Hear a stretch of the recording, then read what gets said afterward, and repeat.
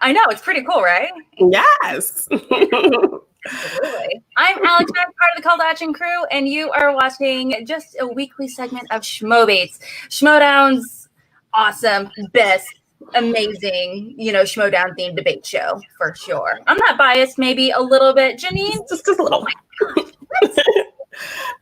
I'm so excited that you're here. Thank you so much for coming on. No, thank you so much for having me. I love the show. It's going to be really fun.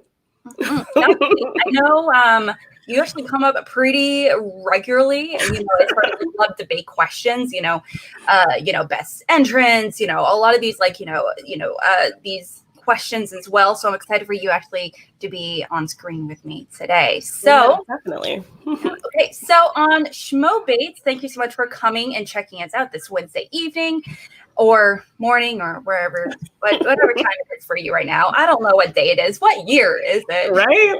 That's what it feels like. Day 5,000 of the quarantine. Oh, God. Yeah, so Schmoebates is a weekly segment of, the debate show for Schmoedown, where we really kind of argue the biggest questions what Schmoedown has going on, all the way from the best belt match in history, all the way down to, who is the best Schmoedown personality to have as your partner in a food fight, so we got to get these questions answered, Jeannine. Yes, hard-hitting questions, for sure. Do you like debating? Do you like fighting verbally to the death? I'm okay at it, but most of my experience is talking crap with Mike on, Twitter. And I was in a debate team in college. We were called the Master Debaters. So that was fun. Very college. Yes.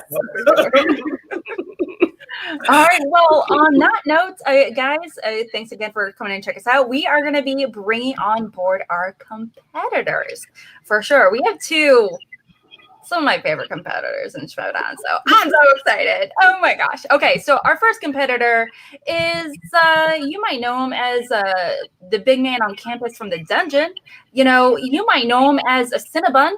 You might know him as the big chief. I just know him as a dude named Eric. Woohoo! How's it going, Eric? I'm a Cinnabon? Yes, absolutely a Cinnabon. I'll take it. So sweet and great, but also terrible for you? Yeah, I'll take that. No, Cinnabons are always great. No matter the occasion. They're warm and comforting, just like you, Eric. Yeah. Okay. For sure. And there's also quite a bit of love, from Miss Movies, Brianne Chandler herself. Hi, Absolutely. And Eric, I know you actually have a big match that's be going public later this week, so I'm excited to see it. So there's going to be a lot of Eric going on this week, for sure. Yeah, very zipper heavy week, which for me is every week, but I hope so. You are living the Eric life, so the Eric Zipper life for sure. Especially right now, it's a lot of just Eric Zipper in a room at the moment. So hopefully for not that much longer. Fingers crossed. We have your competitor. You may know him as a kid or as the best actor on that show on Netflix, or one of the maybe the better half of of a little team. You might know him as Brendan. Hello. How's it going? Hey, good. Thank you for having me on. I guess it's my mission to stop all this zipmentum that's going on. The week of Zipper. I both love and hate that. So. How dare you, sir? New question. Why is zipmentum the best? Why is it not trending? Why is it not trending? You know what? There's still time. There is still time. Brendan, it's I know obviously you are an actor. You are no stranger to being on screen, all that good stuff. Have you ever debated on camera before? You know what? I have not done a lot of debating, but I was actually just on something on Sunday that was like this reality type game, and I wound up having to debate my game in front of a jury. So I have a little bit of experience this week, actually. Ooh. I have a little bit of experience this week arguing over StreamYard. Well, it was your warm up for this show. That's right. The big But other than that, no, I a little inexperienced.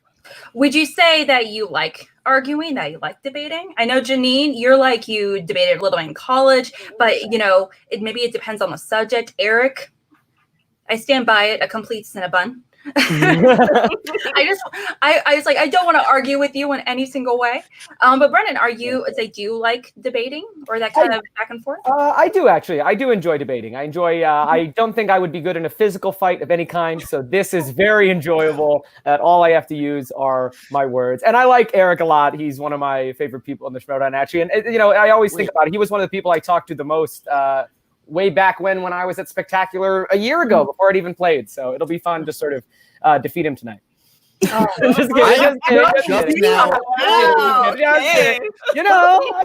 just now finding out that this is not a physical fight. So through stream awkward.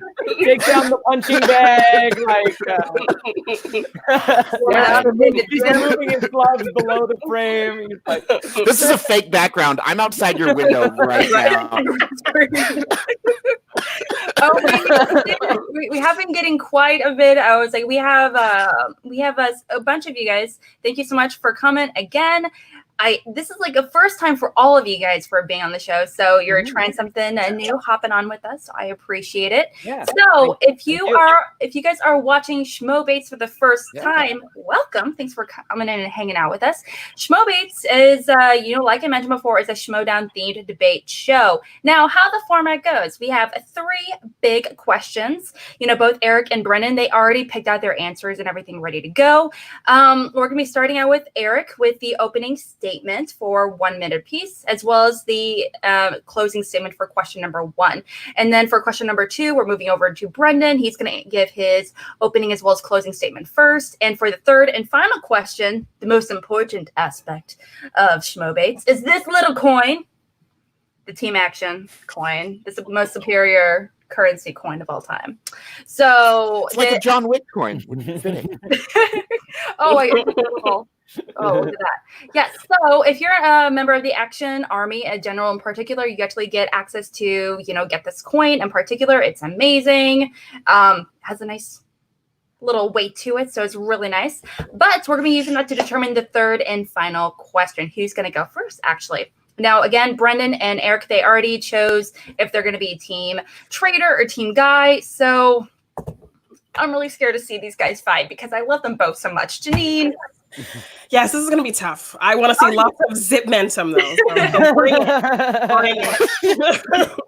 It's very frustrating for me since I love them both so much. But yeah, Jeannine, as much as Jeannine and I, really want to determine who is going to walk away with bragging rights forever. It's actually going to be you guys, the audience, that will determine who's going to walk away the winner today. So you're going to be determining that through Twitter. You have to go make your opinions known there. And I will also be letting you know, pretty consistently, when you can vote, all that good stuff. So definitely keep watching for sure. Okay, so we're going to be starting with the first question with Eric.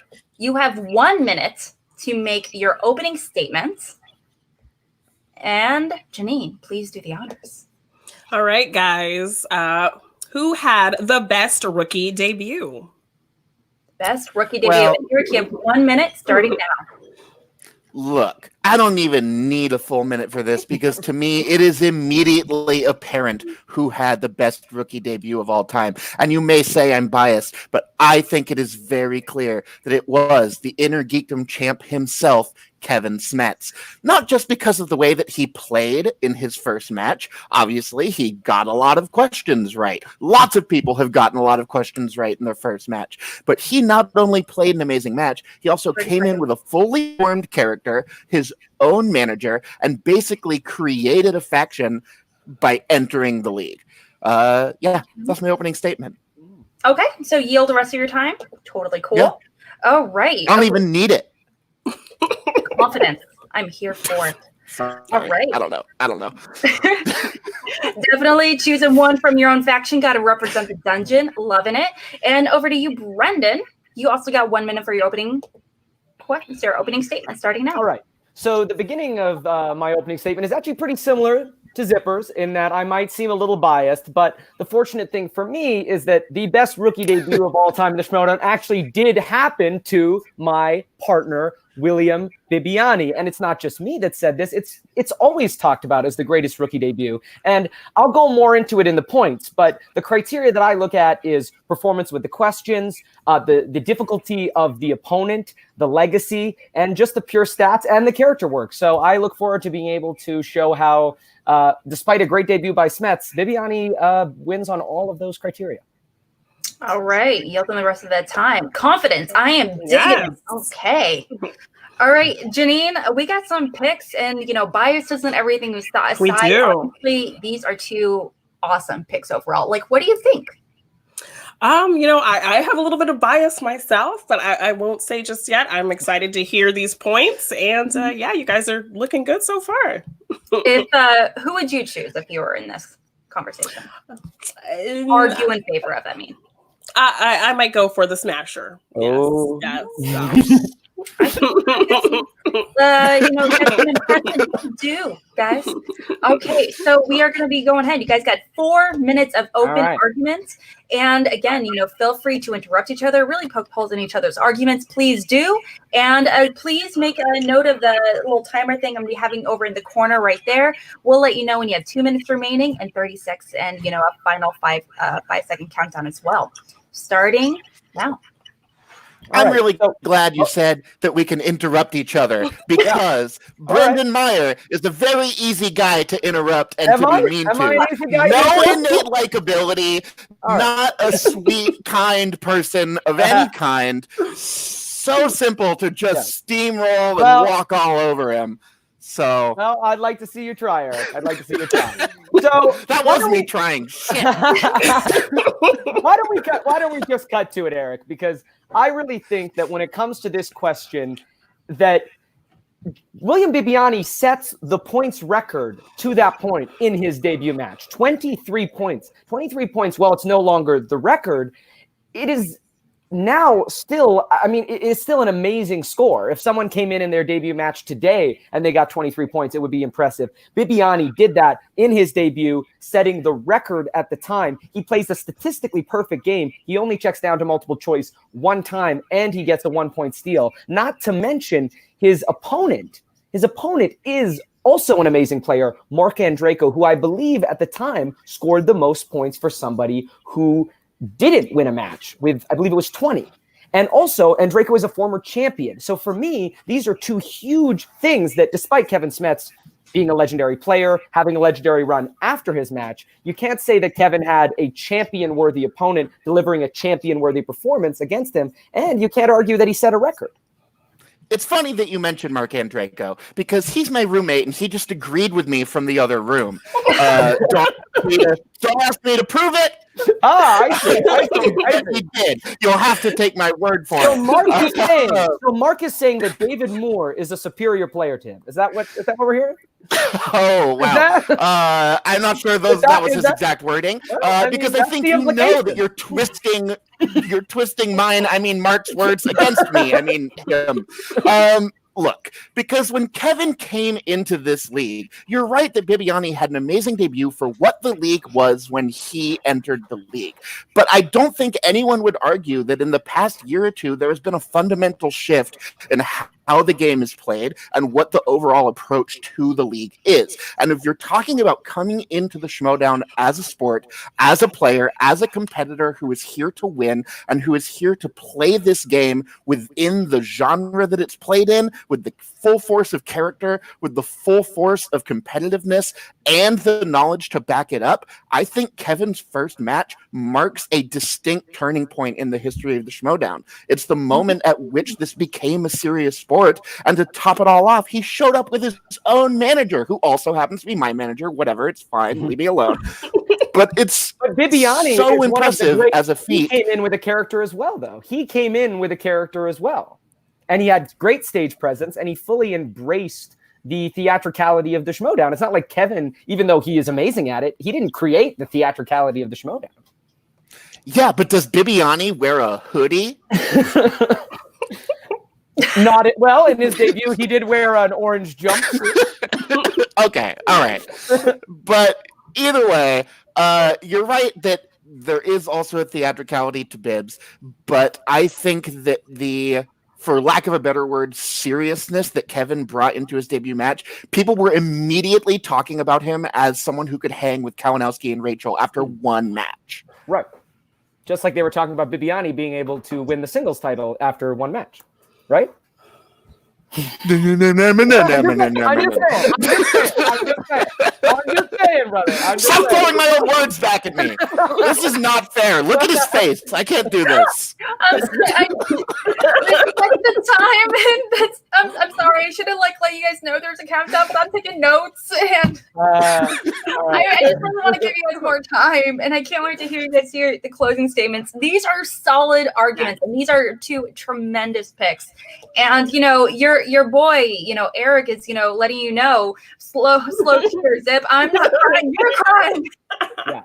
And I do love you, Kevin. I do love you, Kevin. It's not the best rookie debut of all time, but love you as a person. And just to be clear, this is not if someone votes in favor of one or the other, we're not actually saying a person has a completely better debut than the other. We're just saying, just for these arguments, one person was better at arguing. Just to clarify. But also, jumpsuits or hoodies. that might be what it comes down to. Yeah. That might be. That's the eternal question right there.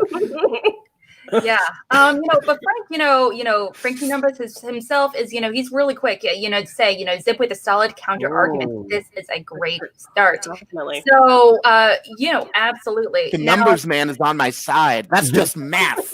I think he just said your counter argument was solid. I don't think he said that you were correct. Slow down. Well, okay. I heard what I heard. You heard what you heard. Yeah. Speaking of counter arguments, though, for the closing statements, you also have 60 seconds apiece to answer any final questions. Now, Jeannine, I feel like obviously these are both really great points, but was there any question that you feel like you definitely need answered to have them sway your vote? For me, I am one of those fans/competitors who values character stuff just as much as the trivia game. So I want to hear more specifics about what made each of these characters and their character work superior in their first rookie match. Absolutely. Okay, so a little more character work, maybe perhaps the impact those competitors had for the fans as well. Yes. I would love to hear some specifics about that. Now, for the whoopsie, I still put that sucker up. My bad. Forget about me. Whoopsie. Whoops. Whoop. Nerf. Okay, so you guys have 1 minute for your closing statement, and starting with Eric, please answer those final questions.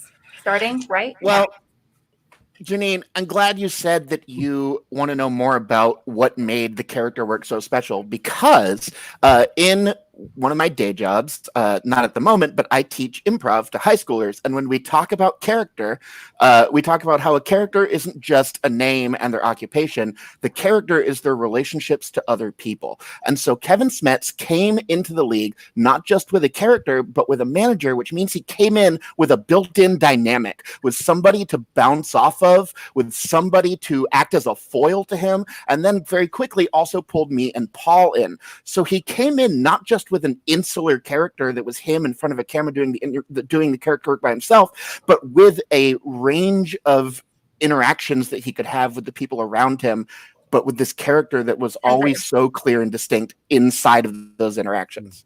Okay. All right. 5 things remaining. All right. Yeah. Relationships with the managers and everything as well. Absolutely. They, they definitely add fuel to the fire in the development of the character, and the idea of people have for them for sure. Okay. And over to you, Brendan. You also have 1 minute on the clock for your closing statement starting now. All right.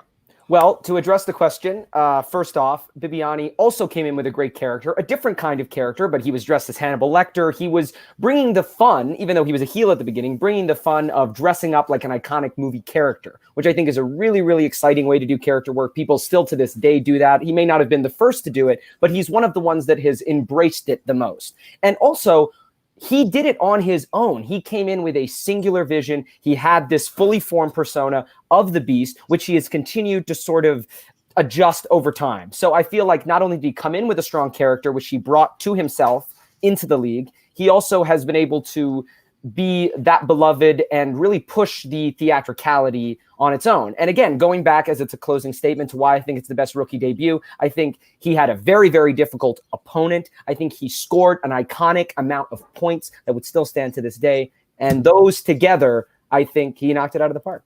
And time. Perfect timing. Oh, okay. So, Jake just told me I started it a little bit early for you. I'm sorry about that, Eric. Apologize for you. Okay, so both of you guys are getting a whole lot of love in the chat. Absolutely. Frank is, has mentioned, Zip just brought us to school.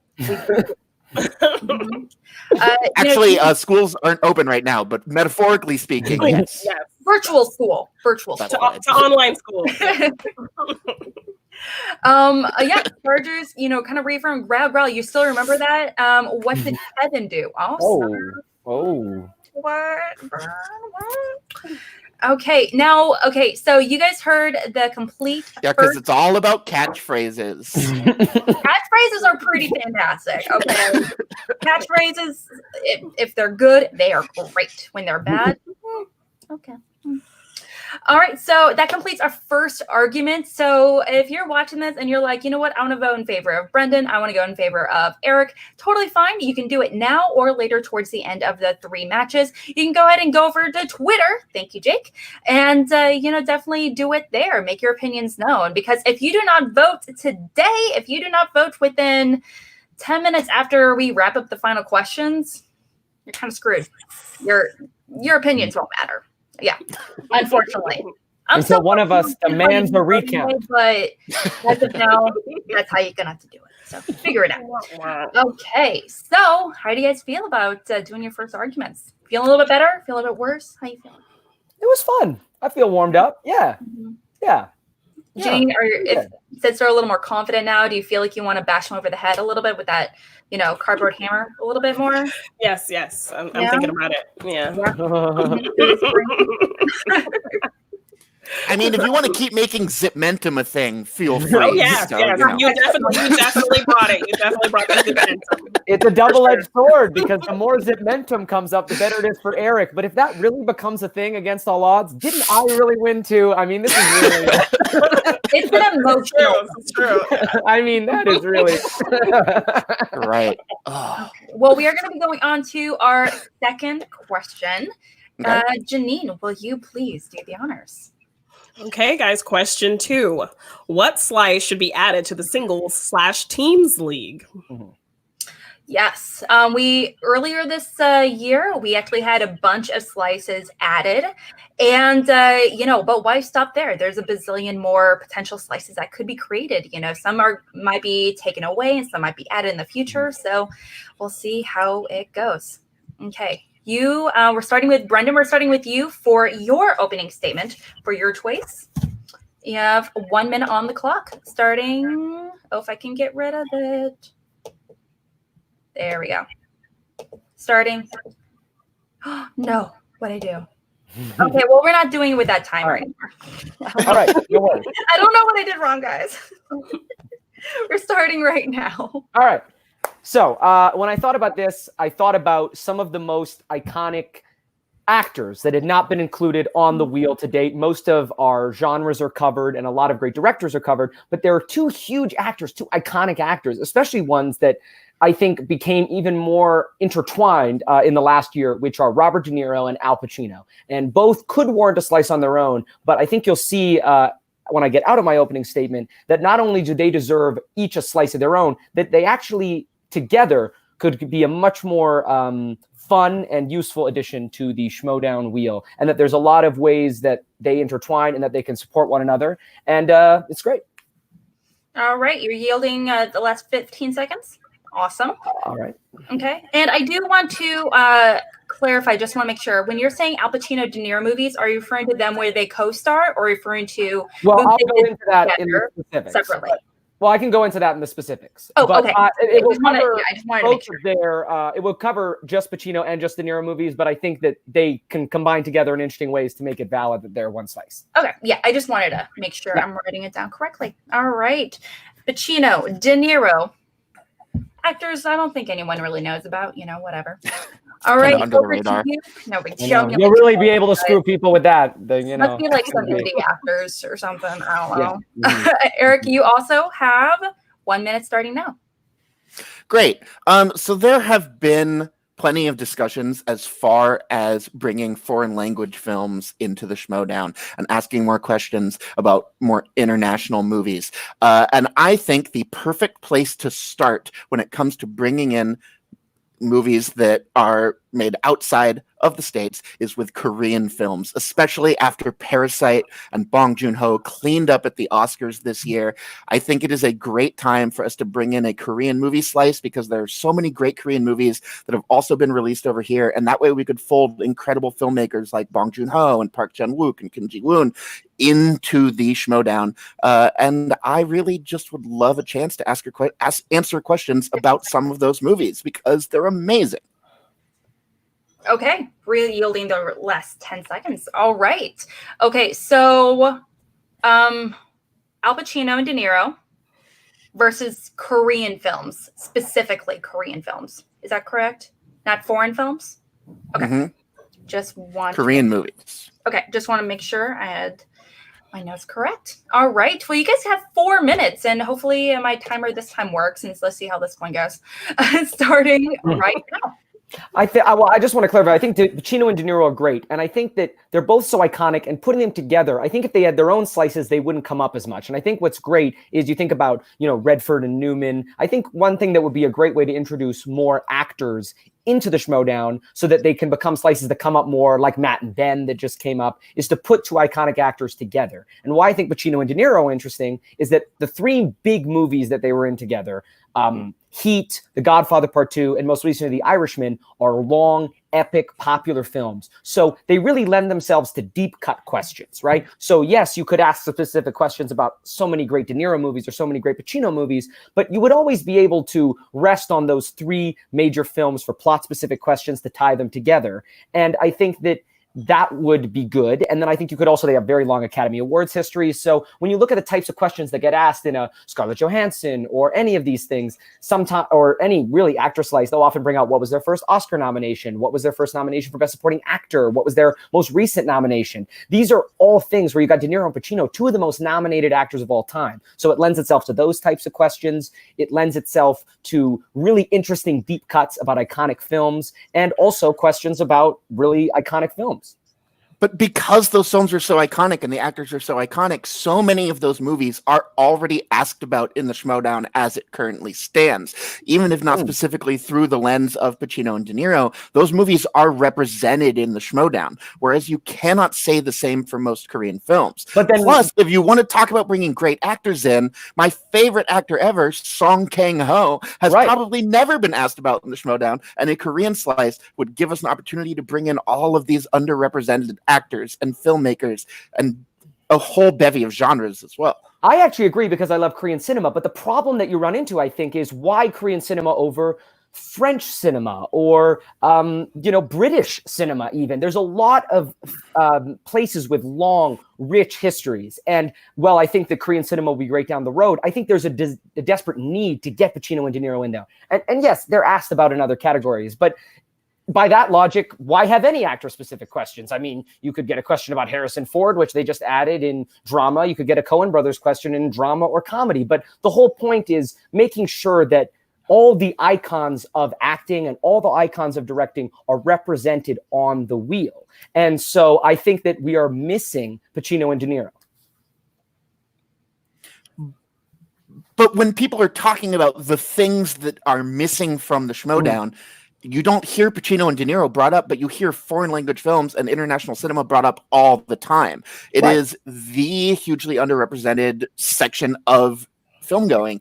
And you're right. Why pick Korean as opposed to French films, Japanese films, whatever?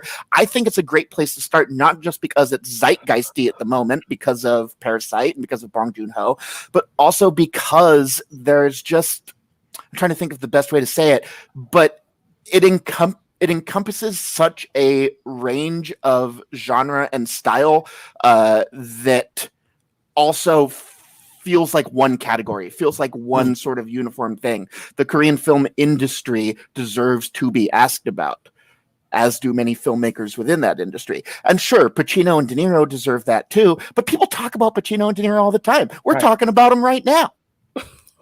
Yeah, that's fair. And we're talking about Korean cinema. No, I think that there's a great argument to be made for a foreign film slice or specific slices. But I think that when it comes to what slice should be added, I'm not sure specifically Korean cinema pops for me as much as some of these actors that we need.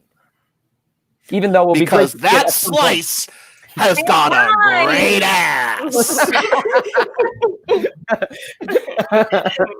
I mean, that just does it for me. He was like, Brandon has his head all the way up it. I saw you for the first time like last week, so that line is just like so fresh for me. Yeah, that's awesome. I rewatched it like maybe a month ago, right when this whole first started. So it's fresh in my mind as well. That scene is wonderful and comes out of nowhere. So good. That's what's so great. Is it just it's wonderful. Maybe the best line reading of all time. I will give you that. And imagine if there was a question. Imagine if there was a question. In what Pacino movie will you hear that? And then someone launches into it. I mean, I think that would just be incredible. Jeannine, do you have a favorite De Niro or Pacino quote? I feel like there's a bazillion of them. Dirty Grandpa. That's a classic. Like, everyone's favorite De Niro movie, guys. Really, Brendan is just lobbying for Dirty Grandpa questions. I actually made a huge mistake. That's what I meant by the deep questions we could ask. What is the name? We can get Jack and Jill questions. Right. I mean, what other slice can you be? What other slice could possibly have Jack and Jill and The Godfather? I mean, come on. I mean, this is iconic. Wait, what is that scene where it's like the Dunkin' Donuts Pacino? Yeah, Dunkachino. Dunkachino. Yeah, it's so good. Oh my gosh. Okay, so Dean is just is killing it with these little comments here and there, which I appreciate. Wheel slice ass. Oh, wheel slice ass. Yes. Mm-hmm. Okay, so there's a lot of love for both of you guys. You guys have both made some really fantastic arguments, and you guys, I know, Jake, I know you put up the polls, but don't vote right now because they haven't made their closing statements. All right, but yeah, I felt like there was several really great arguments in here. I know, Brendan, you really kind of argued in favor of Pacino and De Niro, not because they're like really iconic actors, but you can also talk about the Oscars. You can talk about release dates, all that good stuff. But yeah, you did mention, Eric, pretty quickly that all the movies that they're already in are pretty consistently asked about already in other categories. So why bring that in more than it already is? But you really kind of focused on, Korean films, not foreign films. And, Brendan kind of mentioned, well, why not, UK movies or, French cinema or anything like that. So, but you kind of mentioned it's more like a launching pad to potentially other categories of foreign cinema, it sounded like, essentially. Jeannine, I feel like we had two solid arguments here. I kind of went into this assuming one or the other, but I'm not gonna lie. Korean films is definitely having a pretty solid argument. What are you thinking as a competitor? How would you feel about both of these slices? I'm really intrigued with the Korean cinema idea. I haven't seen very many of those movies, so it would be part of my studying, regimen to start watching movies like that, which is, a great new thing for me. My only issue with that is how would we combat pronunciation and spelling issues in matches with Korean names and Korean directors and things like that. Mm-hmm. I know that's that's a pretty consistent question. Now a lot of challenges are being whipped out, being used. Yeah. Spelling and being used that to be phonetically correct. Not sometimes they don't always have to be spelled correctly, but they need to be phonetically correct, and that can be very difficult, especially in the foreign films category, no matter the language. Yeah. So Eric, if you can, address that would be wonderful. But also, Brendan, if you can, I would love for you to kind of deep dive into specifically why we don't have, we already have a lot of these movies represented into it. What specifically would this category bring that other categories can't? Just a little bit more. But yeah, we're gonna be starting with you, Brendan, for the closing statements this time around. Okay, and whipping on my calendar right now. Go for it. All right. Yeah, and like I said, just to start off, I'm not trying to diss Korean cinema at all. I think it would be amazing to see a Korean movie slice. I think it would be amazing to see a French film slice. I think what stands out to me about Pacino and De Niro is that they are both such iconic actors. And yes, they'll be asked about before, but this is a chance to have a little bit of a deeper dive on their careers. I think they're very interesting in that they're of a similar era. They came up at a similar time. And I just feel like they'll never be represented as much as they need to be if they're not put into the Schmoedown. We might not get these plot-specific questions about some of their work. And yes, they have such a fascinating, they've done some of the most highbrow films in the world, some of the most acclaimed films, and they've done films that are more for fun, but equally as iconic and well-known. And so I think there's just this great opportunity to, yes, they'll be represented in other categories, but not as deep and not as richly as they deserve. So that's why I think Pacino and De Niro is more we need it. And time. I know I'd be excited to, try to attack that slice for sure. Yeah, okay, definitely. So over to you, Eric. You also have 1 minute to address our questions, but also really sell us on Korean films, starting right now. Great. Look, I'm not going to pretend that my desire for these movies is not rooted in a selfish want to have some of my favorite movies represented in the Schmoedown, right? But I also think that a diversity of film, a diversity of origin, of genre, of everything helps the Schmoedown grow and helps push people towards movies that they might not know about. And I think if we can be doing that, if that can be a side effect of this show, that we're drawing attention to works of art that people may not have heard of, that's an amazing thing all on its own. And to answer Jeannine's question, I think that many of the names would be just as easy to spell and pronounce as a lot of English names, which are often more confusing. Like you hear Song Kang Ho, and that name is spelled and pronounced exactly how you assume it would be, And time. Hyphens, but that's fine. Hyphens are found in a lot of names. No matter the language, they are found in a lot of names. If you love hyphens, vote for me, is what I'm saying. Okay, now is the time to make your opinions known on a little thing on Twitter and, really kind of vote. Are you in favor of Brendan, with Al Pacino and Robert De Niro, that slice, or, with Korean films and, kind of going that route? Yeah, these are awesome arguments. Yeah.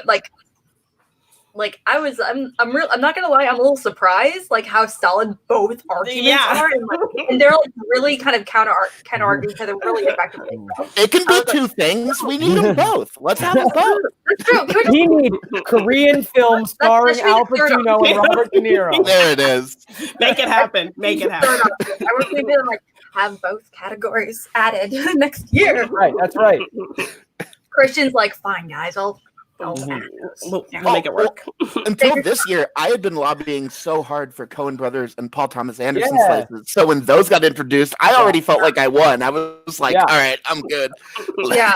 I remember Snyder, he did an episode with the Action Guys talking about ranking. They were comparing, contrasting Quentin Tarantino versus P. Anderson. I remember that. And they, in the conversation of the Coen brothers, kept coming in just because there's so many stylistic, similarities. I guess they're those directors, and they're all writers and directors and everything, and so they're always in the similar conversations essentially. Yeah. Also a super large filmography too, which is great. Like the Coens is even larger than Tarantino. They may have actually made, I don't want to speak out of school, but they may have actually made more movies combined, made more movies than PTA and Quentin Tarantino combined, which is crazy. They have. They probably have. Yeah. Yeah, they probably have. Sometimes they do movies like without, being together. Joel and Ethan, right? I think Right. Yeah. Joel is doing his first one without Ethan next year, his Macbeth adaptation. So I'm very curious how that's gonna turn out. No pressure. Macbeth is like right. Yeah, it's serious business. Yeah. No kidding, right there. All right. Okay. So we're gonna be going on to the third and final question. So as you know, the third and final question, it's the weirdest. It's, in my opinion, the most fun. And we're gonna really kind of let the arguments fly. Okay.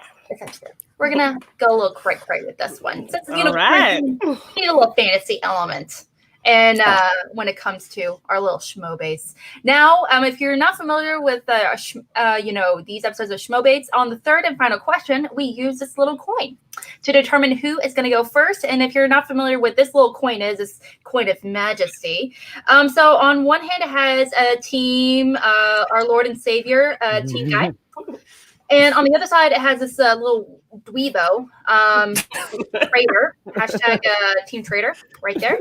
You might know him as Ben Bateman, but traitor, come on. Yeah. But yeah, so that's going to determine who is really, if they can go first. So we already determined prior to jumping on camera. I want to double check. Brennan, I was Team Guy. Brendan is Team Traitor. Yeah, Team Dweebo. Eric chose Guy. And I am very worried that this is a traitor I lose, Guy Eric wins kind of thing. You'd be surprised how often. I mean, like it's kind of ridiculous. We promise. I do want to emphasize if we don't want anyone watching this to be like, oh, the dungeon is my favorite faction of all time. Therefore, I'm going to vote for Eric on all the arguments, and also vice versa. I don't want to vote. That sounds great to me. I don't know what you're talking about. But also vice versa. The quirky mercs. I mean, like some of the best players of all time over there, and so you don't want to vote in favor of one or the other just because you prefer. Right. One competitor or one faction or whatever it may be. All right. I'm going to go in and give it a quick flip, or at least I'll try to flip it. It is Team Dweebo. That guy. That fella. That one fella. Yes. It is Bateman. Okay. So that means you get the choice. Would you like to go first or defer? I am going to go second. So I will defer, I guess.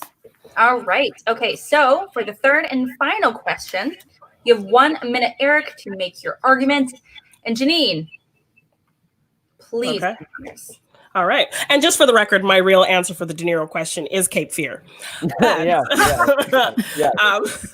So question 3. What Schmoedown personality would best fit into the world of John Wick? No big deal. No pressure. Yeah.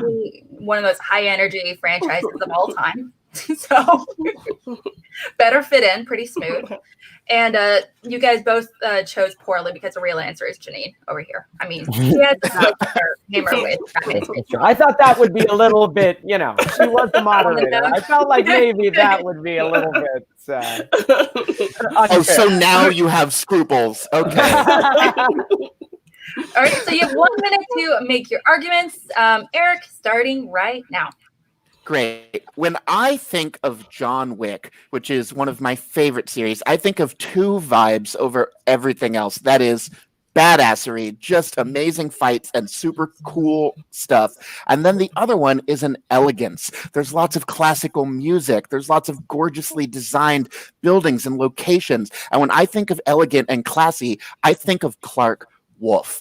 Not only because I think it would be awesome to watch her and Keanu Reeves bounce off each other, but also because she fits in that world, especially when you think about the High Table and the Adjudicator and all these characters that come into that world. That's the vibe that I feel like Clark gives off. Also, and this is most of my argument, if I'm being real, the word wolf is in her name. Can't argue that. Wick and Wolf. I like it. All right, you're deferring the remaining 10 seconds. Totally fine. All right, Clark Wolf. No pressure. And who did you pick? Brennan, you have 1 minute starting right now. All right. So I actually think that the reasons that Eric listed are a lot of the reasons why I thought of my choice. You know, it's not just about being badass. This is a world of assassins. This is populated with interesting characters, and you really have to have a presence that can go toe to toe, not just in a physical capacity, but in a presence capacity. And so that's why I thought of John the Outlaw Roca, one of the first real badass, intense characters in the league, someone who can walk into a room and immediately command attention, all eyes on them. Not to mention that Roca is a physical person in real life. You know, he's a former veteran. He clearly knows how to put himself in a position to be in a physical prime. So I felt like he had these two massive components, and I look forward to talking about that more. But that's who I thought. Okay, also yielding the last 10 seconds. I can easily picture both of these people in that world. Just like in a world where New York City is casually on every corner, everyone is assassin. Everyone knows how to like work knives and work guns and all that good stuff. So it's kung fu, everything. Okay, Jeannine, if there was one skill that you could pick up in the world of John Wick, what skill would you like to have? Killing people while using a samurai sword on a motorcycle. I thought it was going to go full stop. It was like, oh god, no. Murder, just murder, just a straight up murder while on a motorcycle. Right? Yeah, or a horse, or a horse, or a horse. Yes. How to make a horse kick people? That would be really good. Extreme equestrian. I know. I would love. I've never been on a horse. I would love to learn to ride a horse while like using a gun. That'd be pretty cool. I'm not gonna lie. Yeah. So we have some people in the chat. Really kind of mentioning. Weston. Clark is an amazing pick. Yeah. But also, there's a lot of people going back and forth. Saying, they're fighting each other. You guys are debating, but also people in the chat are debating as well. But also Danny Coast is like saying y'all are wrong. Most definitely would be the Hitman. Sorry, Yes. I can see it. Yeah, he's got the swagger. He's got the personality. He is. He is. But how do you call yourself the Hitman in a world where literally everyone is a Hitman? It's not very discreet. Everyone's the Hitman. He is the asterisk to man. All right. Okay.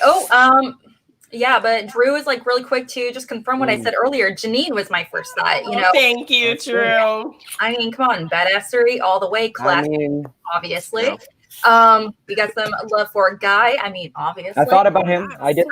Yeah, more love for the machine, but also Kevin Smets could really work really. I like it.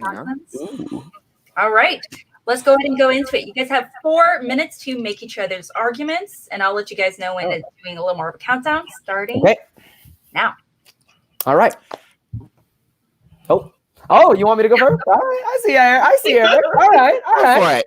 You want to rip off me? Go for it. That's how confident I am. Go for it. All right, I like it. I just think, again, like I was saying in the opening statement, I think that John, you can see him fitting into this world because not only is John a credible, intense, kind of badass figure, there is a heightened quality to him. There is something larger than life. He's not just believable as just a run-of-the-mill hitman. He's believable as someone who could really go toe-to-toe with huge personalities, be in these big kind of meetings, these big kind of battles. So I just think that John has that personality. He has that ability to stand toe-to-toe with the biggest kinds of badasses from a character perspective. And again, he just has that experience. We know that he has that grit and that intensity that he could handle the real-life situations that someone might wind up in the John Wick world.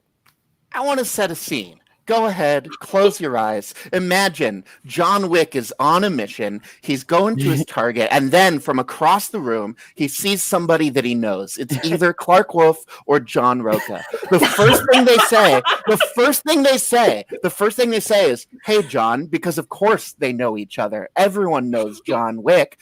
So first imagine Clark saying, "Hey, John," when she first sees John Wick. A little bit of menace, a little bit of affection, all these feelings in there. Now imagine John Roca saying it, and it's kind of silly, right? I feel like immediately John Wick knocks John Roca's hat off, and then John Wick fights 3 people before John Roca, and John Roca never stops complaining about it.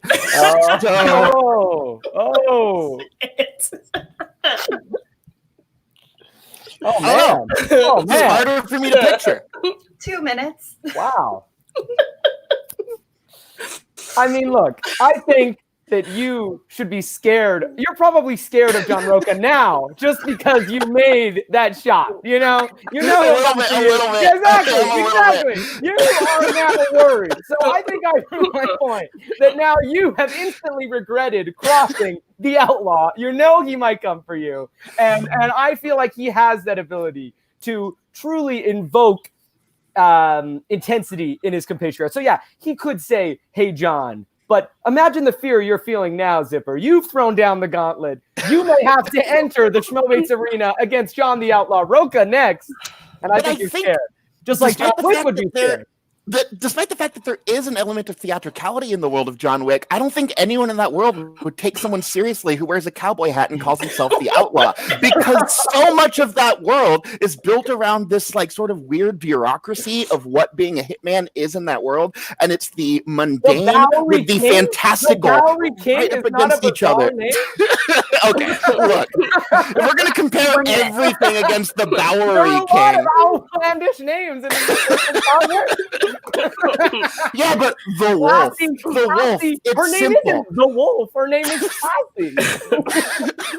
She's not Clark the Wolf. But in the world of John Wick, maybe. I almost said John Wolf. Not correct. But in the world of John Wick, maybe it is. Maybe. We don't know. By name, John Roca's name is literally John. I mean, it's literally John. Yeah, that's a double beat. We can't have another John in John Wick. It's confusing. People are going to be like, which John is this? The cool one or John Roca? So I feel like I've said everything I need to say. We'll see. Okay, that wraps up our open debate. Oh gosh. I feel like we're saying like we're saying like Candyman or something, where we say something like too many times. Oh no, you guys! A $15 million hit was just put out on me. So.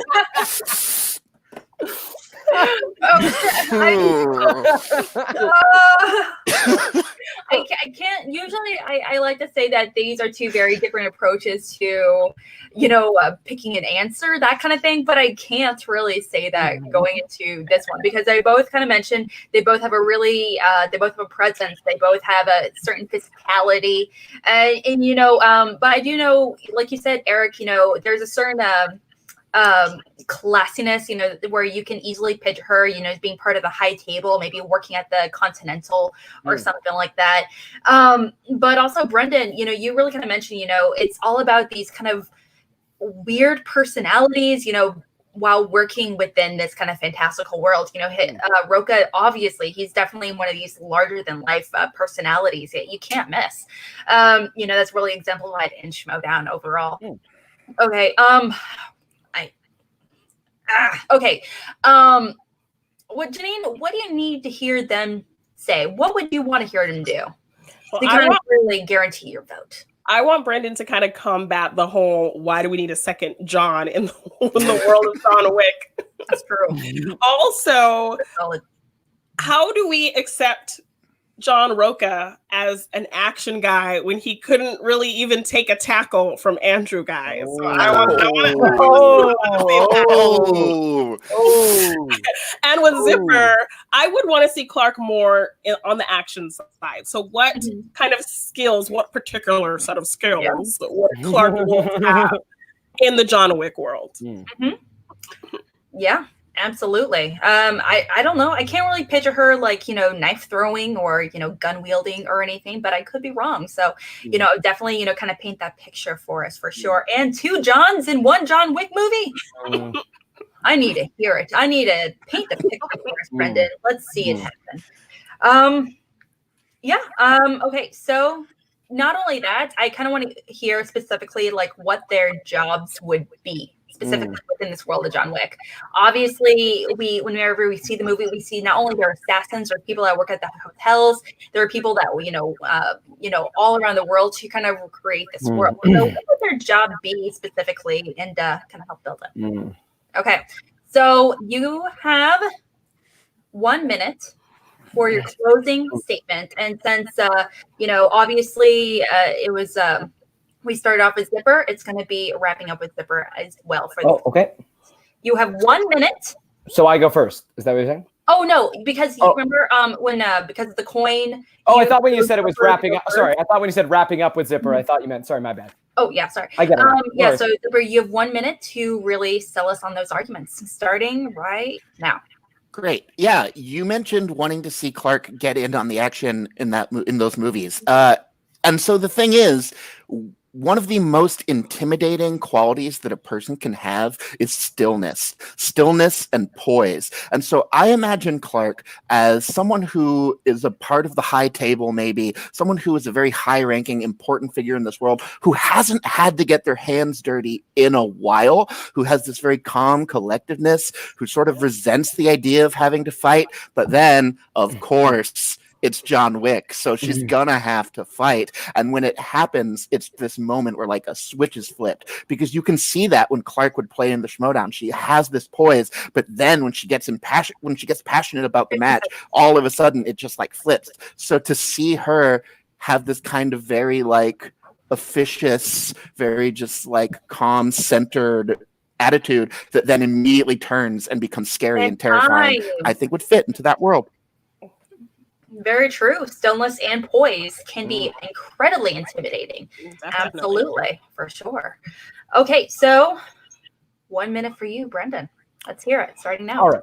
Well, I'll start off with the whole John Wick versus John Roca thing. I mean, what is the essence of great drama? Conflict. And what do they always say about conflict in cinema? Raise the stakes. I mean, this is an instant feud. John versus John. There can only be one. I mean, what could be higher stakes? I mean, it's incredible. Eric says, imagine someone saying, hey, John. Imagine, hey, John. Hey, John. I mean, this is a really great case. And as for the guy moment, it was a cheap shot. He didn't see it coming. I mean, he was not prepared. All right? This is the act of surprise. The John Roca that has been living in the John Wick universe will expect danger at every turn, and he will be able to combat it. And you know what? He'd probably just be a rancher because he already has the cowboy hat. There we go. In that world, I imagine he keeps like a stack of guns under his hat.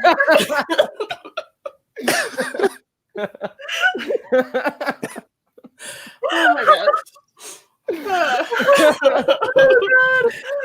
So, who's calling Derek Kolstad, the writer of the John Wick movies, and letting him know? John Roca, the rancher, the gun rancher. I like that. He's battled exposed, but John Wick meets his greatest foe, another John. John. Yeah. I can't picture that very easily. Okay, guys, I know you guys are. I don't know if you guys are like me, but if you're just on the floor crying from sheer joy of what both of these John Wick stories can bring to our souls, please go over to Twitter and make your opinions known. Right there. Also, give us a follow while you're there. That'd be pretty cool. I run Twitter over there, so I try really hard. I'm not gonna lie. But let us know what you think. Who made better arguments? Who is a better debater? Who is gonna walk away with bragging rights for the rest of their lives? Oh man. We need your opinions. Okay. Oh, But boy. also on top of that, you guys have 10 minutes. Not you guys, not Eric and Brendan. We're just 10 minutes. You guys watching this, you guys have 10 minutes to go place your votes. So go over to Twitter, let you guys know, and I'll let you guys know every few minutes, how much time you have remaining. Just want to let you know. But yeah, how do you guys feel? You're done with your debate. That was fun. Fun. Thanks for having me on. It's a balance, because it is a debating show, so you want to be intense and fiery, but you don't want to come off. I'm trying to, we're trying to have fun too. So I hope I don't, Well, you usually come off as a real dick. Whenever Brendan, you know right about everything. That's all I need to in a certain way. He's like, That's a Brendan, win right there. right about everything. And he's like, doing that look. Yeah. Like where he does like at live events. I think I won. There we go. Wow. Okay. I mean, great. there That's we go. how this I mean, works. We can just declare that. Yeah, I mean, Bibbs just declared it. I mean, I don't know. I mean, residual free-for-all prize. I don't know. MVP prize. An auto win on Schmoebates. Is that I don't think that's a thing. It's a tie now. Kevin Smith came in. It's a tie. Except the person who said I was right about everything currently has a belt. So Bibbs had a belt too. Similar, same amount of belts. Same amount of belts. No recency bias here. Uh-huh. Yeah. Okay. Oh, speaking of which, we are at. You guys have a little over about 2 minutes and 30 seconds appropriately. So go over and do that. Yeah. Okay. So you guys are done with these voting. Like, what other big questions do you like to argue? Would you love to see argued in particular? I always like to ask, in part specifically because I have like a bazillion and one questions I have marked down for Schmoebates.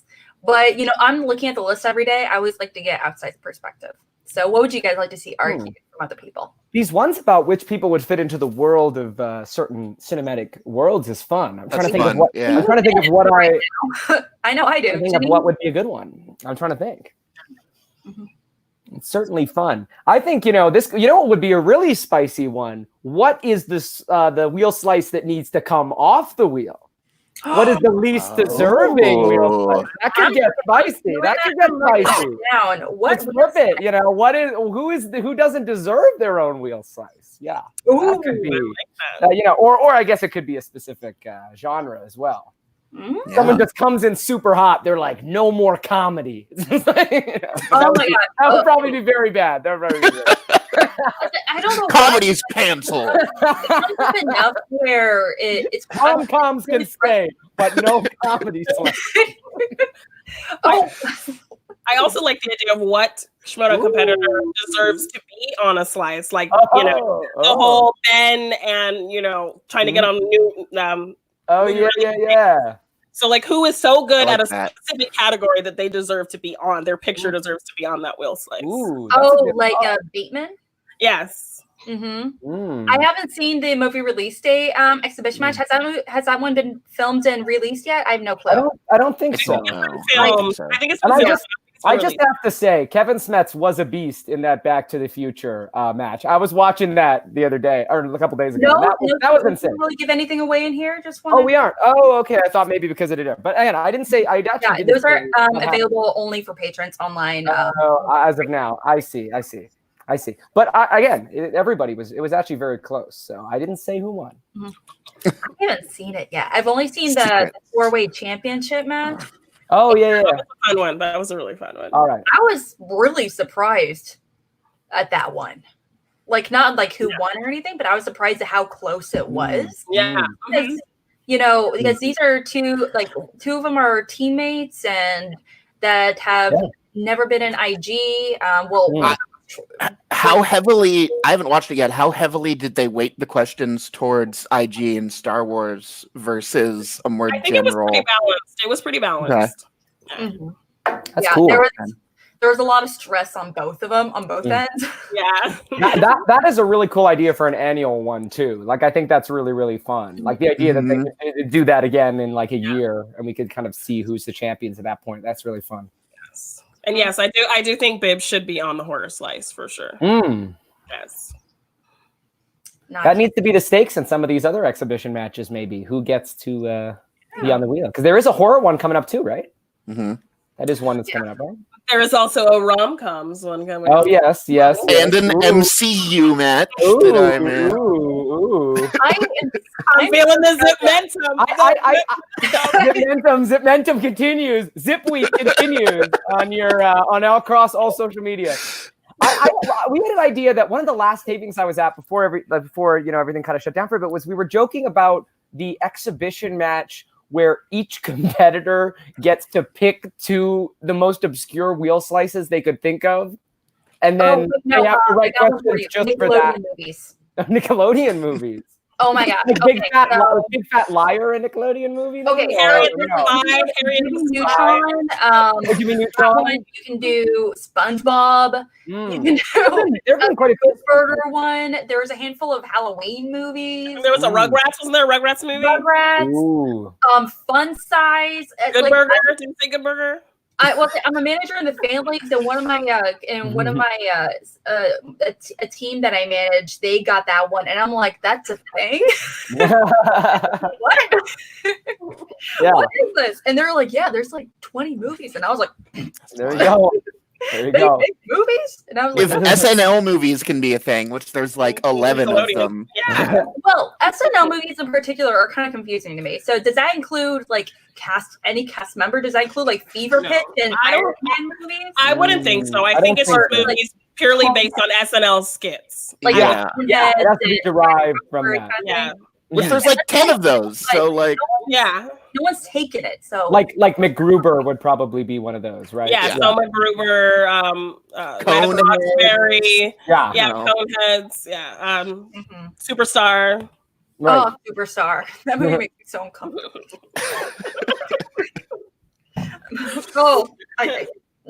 Okay, speaking of which, guys, you guys got 3 minutes remaining left to vote, and if you just vote the next 3 minutes, you're shit out of luck, unfortunately. Am I allowed to vote? I just want to see what the results look like. No, you cannot vote. Oh, Eric is speaking. Eric is Eric is stuffing the ballot. Well, no, Brendan, you can do it too. They'll cancel each other out. Momentum is taking him on an evil course. Is okay because you're saying I could do it too. That's how this is working. That's your defense. That's how you justify Keep it. twisting my words. It's not cheating because you could also cheat. The Zipmentum has gone to the dark side. Oh no, Zipmentum thinks he can get away with everything just because of his cherubic face.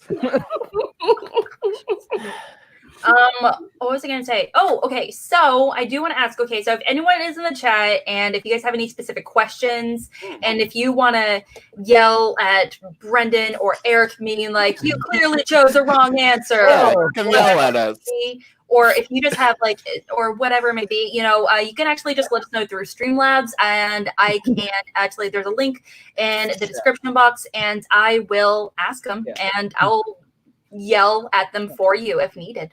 If you want to yell at Brendan, we're going to put his home address in the chat and you can visit him and tell him how wrong he was on Schmoebates. It was like there's a lot of love for you guys overall. Okay, the back and forth between Bibbs and Kevin is like giving me but also like Video Drew, aka Drew Grant, she is just like I was like, I have no idea what's going on in the chat. I'm gonna have to go back and look at the chat replay of this. I gotta go back and see. I am too. Like I'm just chatting with you guys. I feel like I get like blips, like conversations here and there, and I'm like, where'd that come from? Yeah.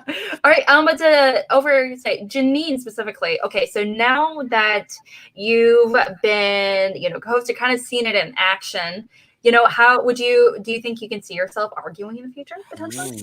I Maybe don't know. not totally fine, or would you? Do you think you're pretty comfortable in the co-host seat? I think I prefer co-hosting. I mean, I don't know if arguing with people, like angry, calling names, arguing with people qualifies as debating. That's very true. Speaking of which, If you've seen my Twitter battles with John Roca or Mike Kalinowski, then yeah. 15 seconds Guys. remaining to vote, and if you do not vote here, well, that sucks. So go vote. Man. Oh man, Eric, only 5 seconds left to stuff the ballot box, man. Get going. We're done. Okay, that means Jake, please go get the votes right now. Jake is our ghost guy in the background, really helping me out the voting process. So thank you so much, Jake, for helping a gal out and putting all this together. Okay, but while that is, we're getting that put together. Where can we find you, Jeannine, and everything amazing that you're putting together via Patreon for your podcast and all that good stuff? You can find me at Jeannine the Bean on Twitter and Instagram. You can check out my podcast feed where I have 3 shows. Machine Mondays every Monday. Then I have Morgan Hasn't Seen every Wednesday, where my co-host Morgan hasn't seen a lot of things. So I pick a related series of films or a franchise of films that he hasn't seen, and we watch and discuss. Right now we are doing movies about music. So we recently did an episode on Almost Famous. And next week we're talking Detroit Rock City. And then every Friday we have It's a Wonderful Podcast where we give love to those old classic movies. So cannot ignore those classics, that's for sure. Yes. And if you want to check out my artwork, you can find it all at my tea shop on teepublic.com at Jeannine Design. Like, I actually did design that coin, so the action coin. So Oh wow. yeah, but I have to say, you know, the superior side, you know, clearly gave more love to one side, and then this like dweebo on the right? Hey, the winning side today. The winning side. Trader was the winning side today. The trader side, you know, the I mean, I'm just saying. all right, Trader came up big today. I'm sorry. I just said Trader came up big today. Trader was winner today. Just keep on digging, man. Just keep digging that hole. The voting's over. The voting is over.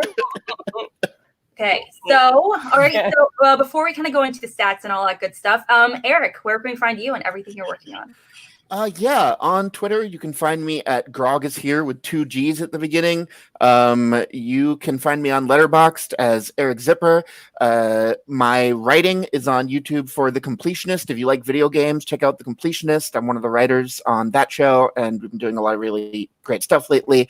And my improv company, Comedy Sports Los Angeles, has started doing shows through Zoom on Saturday nights. So if you're bored on a Saturday, check that out at cszla.com. I might be in one of them in the next couple weeks. Nice, that's fun. And a great time. And last but not least, Brendan. Yeah, you can find me at Brendan KJ Meyer on Twitter and Instagram. And yeah, please give me a follow. You know, I'm always tweeting about different things I'm up to and different movies I'm watching and stuff. So yeah. It's like Eric is like taking notes. He's like, follow him, and I will find what he's learning. Right. Yeah. That's how you get all the info, right? That's right. That's right. Okay, so we have our info. That means we have our winner. We have our stats. Ooh. Everyone, please take a big breath. Do some yoga. Hydrate if needed. Whatever you need to do, because one of y'all. Red leather, yellow leather. Red leather, yellow leather. All right. For our first question, round 1, with the question being best rookie debut. The winner is Brendan with the bids in the 52%. With how much? 47%. Ooh. Dang, that is close. Yeah, Brendan won that question. Was that, do you think it was like 53 to 47? Is that what you're saying? It was very close. So you actually, okay, so Brendan, you actually had 52.6%. Oh, that's close. Eric had 47.4%. Oh, I see. Yes. Oh, very close. Oh, very that's close. Yeah, close. very, very close. Okay. Ooh, On to question number 2, which I was like, yeah, this was like a real. So honestly, this one was actually my favorite debate. This question 2. Round 2 being the question being, what slice should be added to the singles and teams league? Oh man. Okay, so with round 2, it is in favor of Brendan with the De Niro and Pacino. This is some bullshit. I will be honest though. I will be honest though. I'm not 4.4% of the vote versus Eric with Korean films getting 25.6. I gotta be honest. I think it should have been way closer, and I'm not just saying that. Like even when we were talking about before, I totally agree with Eric that we should see more foreign slices, and I love Korean cinema too. But obviously, I couldn't say that till now after the vote. I abstained from saying that in a public forum. But yes, I think that was a great choice, Eric. I mean it. Thank you. So at the end of the day, and your winner, Brendan, the Kid Mike. Sorry, man. I'm sorry. I'm sorry, Eric. I'm sorry. Story of my life. Story of my life. I do think. The Zip Mentum lives on. Okay. Zip Mentum. That's the real. That's the thing about Zip Mentum. It has to build. Sure. Okay, it's okay. As soon as they told me I was debating you, I was like, I have no hope. This is I mean, this is very fun. For the third and final question, though, again, Brendan Meyer. incredibly close. Wow. Okay. In favor of Brendan with John Roca, 4.8% of the vote versus Eric with 45.2%. That was oh man. So Brendan, you are the second person in Schmoebates history to get 3 correct. Wait, who is the first? It was a woman down over in Florida named Bethany Curl. All right. That's true. These are facts, indeed. So obviously now, even though Brendan, you did win all 3 of the debates, that is not a reflection of not only just how the debates went, because both of you guys debated amazingly well today. Yes. Overall. And I feel like this is like only fair because congratulations, Brendan, but this is not going to be how it goes when we meet each other in the ring. I mean, I feel like that's fair. You can have this. You can have this because I'm going to beat you in the Schmoedown. So. I like this. All right.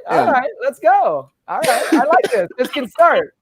They can mix some of this in with the opening promo. This can start. There you go. You can put this in the opening promo. You calling me out here.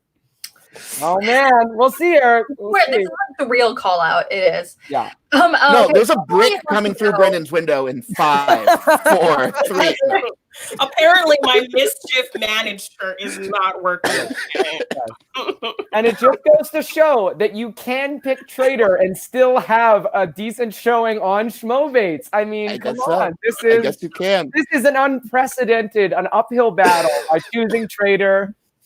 I mean, this is.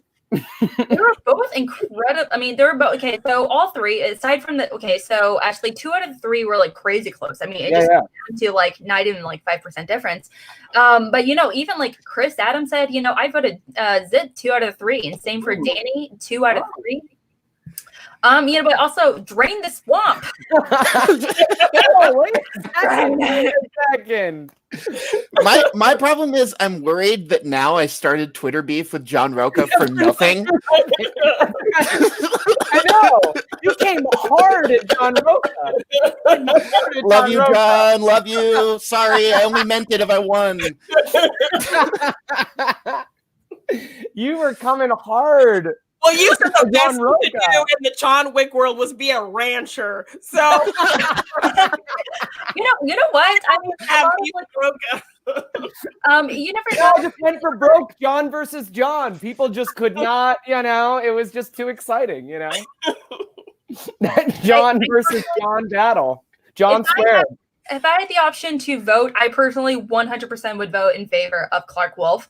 I could easily picture her in that world. Not to say like John Roca, I can't, but at the same time, I didn't really hear a comeback from, he could barely, take the tackle from the side.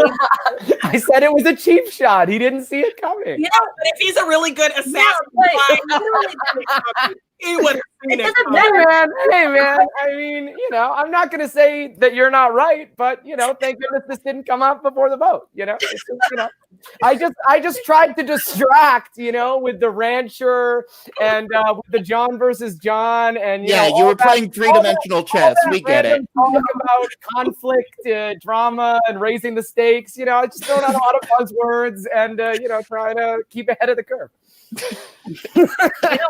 I respect that. You got to do what you got to do in order to guarantee those votes in your favor, for sure. That's right. Okay, so honestly, like I said, you are it's like you got 3 out of the 3, so congratulations. And Eric, I mean, like, how are you feeling like walking away from it? Do you feel satisfied? Do you feel like you should have went with different different answers? Do you feel like you could have argued differently or anything like that? Or you're like, with everything I did. I think I did as well as one can be expected to do. I made my arguments. I made my points. I think I made them well. And I think that if I had the kid's face, I probably would have won. So no.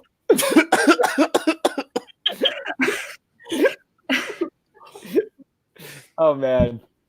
No, I'm serious though. I really have a rivalry, and I'm so here for it. I think that's a great. I think that's a great conversation to keep having though, Eric, to bring up the idea of kind of more foreign cinema and what we could do. I think it's a really interesting idea. A great Korean film too is Burning. That was one of my favorite movies. Burning is so good. Burning is so good. I watch Korean dramas personally all the time. I have like an app on my TV specifically for Korean dramas. I'm that person. But it's if anything, if we can get it, if you guys are doing a horror exhibition match, Bibs, I would love to see you argue in favor of a Japanese horror cinema slice. Just saying, you can have an entire category dedicated to like the Japanese original movies. Audition, you can go into the rings, I just watched Audition for the first time this year. Actually, that was one that I had not gotten to. So I watched it for the first time in like October. Yeah, I saw it for the first time last October. Yeah. And how long did it haunt you for? A lot. I mean, I still, I threw out all my razor wire. Good. I would like all my piano wire. I was like, Brendan, is that a bag behind you that's moving on its own? What is going on? What are you I was doing you're doing a reference. Sorry. Sorry. Like, what is happening? There are long black-haired girls staring at your window. Just like with the long, like black gloves. Yeah, that's right. The moving bag. I do get the reference now. For a minute there, I was genuinely terrified. I was like, what is Eric referring to? And how am I about to die live on Schmoebates? We might have also just want to give you guys a heads up. I mean, you guys are both like repping your individual factions as well, but Smets and Bits, they kind of created. Maybe this is Smets versus Bits here. Maybe that's the next. Yeah, I'm kind of curious to see how that's going to happen. I don't want to go up like 10 minutes worth of a chat notes in here. Where they just kind of go back and forth. So I'm so excited for it. It's like when the boxers' trainers are yelling at each other from the other side of the ring, We did get some love again from Brian Chandler. Her return, my daughter gets out of bed. Super mom. Yeah. Doing a million things at once. But that's it, guys. Congratulations to Brendan. Eric, oh my gosh, you're such an amazing leader. Next time. Back on again. Jeannine, you're all than a bag of chips. You are my macaroni. I love it all. All right. And everyone, thanks again. If you're watching this, please give this video a like, a thumbs up, or whatever it may be. And please subscribe. Check us out. And leave a comment. If there are ways that you would like us to improve, let us know. We're constantly trying to find ways to, kind of do the channel better overall. All right. Thanks for having us on. Thanks for having me on. Yeah, thank you so much. So fun. This has been a fun like, guys. I'm so excited. Guys, I'm Alex Mack, part of the Call to Action crew. You can follow me on Twitter at @real_Alex Mack. And I'm going to be hosting Schmoebates every single Wednesday at 9:30 Central. And except today, obviously. But Thank what are we going to do? And we'll see you soon. Thanks, everyone.